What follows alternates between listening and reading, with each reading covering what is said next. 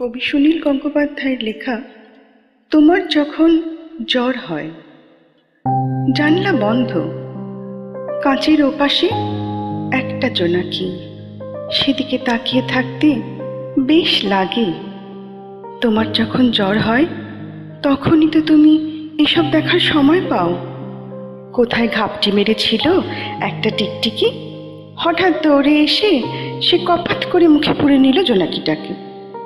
আর কি আশ্চর্য, সঙ্গে সঙ্গে সে সেটাকে মুখ থেকে বার করে ফেলে দিল মাটিতে। জোনাকিটা মরেনি, একটু খুঁড়িয়ে খুঁড়িয়ে উঠছে। আমি তো জানতাম টিকটিকির অভক্ষ বলে কিছু নেই। তাহলে তবু, কেন ইত্যাদি আমি বারবার এর চিত্রনাট্য গড়ি আর ভাঙি। জানলার বাইরে এরকম ছোটখাটো নাটক হয়েই চলেছে সব সময়। ওগো জ্বর, তুমি এখনই আমাকে ছেড়ে যেও না। থাকো থাকো, আর একটু থাকো লক্ষ্মীটি।